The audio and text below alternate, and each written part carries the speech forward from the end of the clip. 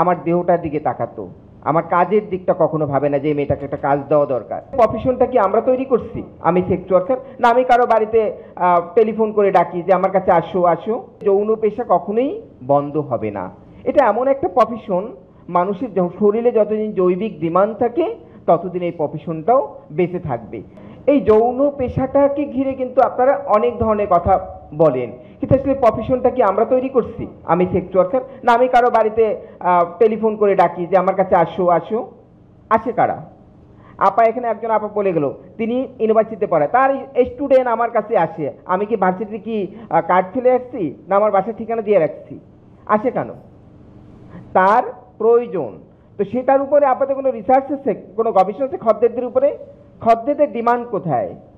সেটা না করে যৌনকর্মীদেরকে পুনর্বাসন করেন, যৌনকর্মীদের এটা করবেন ওইটা করবেন, এটা দিব ওইটা দিব। কোনোটাই আসলে যৌন পেশা কখনোই বন্ধ হবে না। এটা এমন একটা প্রফেশন, মানুষের শরীরে যতদিন জৈবিক ডিমান্ড থাকে ততদিন এই প্রফেশনটাও বেঁচে থাকবে। সেই সাথে নারী পুরুষের বৈধ বিবাহ আছে, অবৈধ সম্পর্ক আছে, পরকীয়া আছে, কত কিছুই আপনারা দেখেন ফেসবুক খুললে, এটা খুললে। কেন হয়? এই জৈবিক চাহিদার কারণে। স্বামী বিদেশ চলে যায় বউকে রেখে, স্বামী কি ওখানে গিয়ে কি বসে থাকে নাকি? সে ওখানে কোনো যৌনকর্মী বাড়িতে গিয়ে উঠে, কিন্তু বউ যদি কারোর সাথে পরকীয়া করে তাইলেই মাথা খারাপ হয়ে গেছে, সে নারী। তাহলে নারীরা এই প্রফেশনে ভিকটিম হিসেবে আপনারা দেখাচ্ছেন, কিন্তু নারীকে মর্যাদার জায়গায় থেকে যদি এই প্রফেশনে দেখান তাইলে কিন্তু এই সব সমাধান হয়ে যাবে। সেই সমাধানের জায়গাটা আমাদের খোঁজা দরকার। সেটা আমরা কিভাবে খুঁজবো? কোন ওয়েতে? যেখানে যৌনকর্মীদেরকে একটা সামাজিক মর্যাদা দেওয়া দরকার। তারা যে কাজটা করে সে কাজটার একটা মর্যাদা দেওয়া দরকার। সে কাজের মর্যাদা কি কখনো আপনারা ভাবেন? সবসময় বলেন অসামাজিক কাজ। কোনটা সামাজিক কোনটা অসামাজিক? এখানে একজন সরকারি কর্মকর্তা ছিলেন, তিনি থাকলে হয়তো তার পলিসি লেভেলে তার বিষয়গুলো ইনক্লুডেড করতে পারতেন।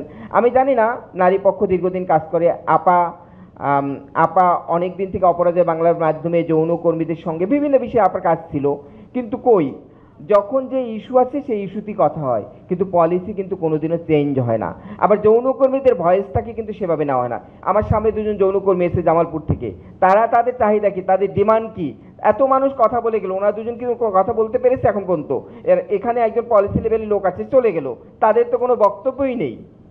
তাহলে তারা কি বলবে? তাদের ডিমান্ডটা কোথায়?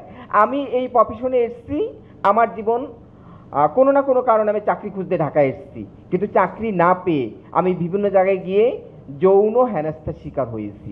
মানুষ আমাকে আমার দেহটার দিকে তাকাতো, আমার কাজের দিকটা কখনো ভাবে না যে এই মেয়েটাকে একটা কাজ দেওয়া দরকার। এই মেয়েটা কাজ দিলে যৌনকর্মী হতো না, যেটা জাহানারা বলছে যে আমারও ভাগ্য খারাপ হলে আমি এই পোষে আসতে পারতাম। কাজেই সেই জায়গাগুলি আমাদের খতিয়ে দেখা দরকার, যে কোন কোন জায়গায় আমাদের গ্যাপ রয়েছে রাষ্ট্র পরিচালনার জায়গায়, আর যৌনকর্মীদের জন্য মর্যাদার জায়গা তৈরি করা দরকার। এইটুকুনি আমার বলা, আর কিছু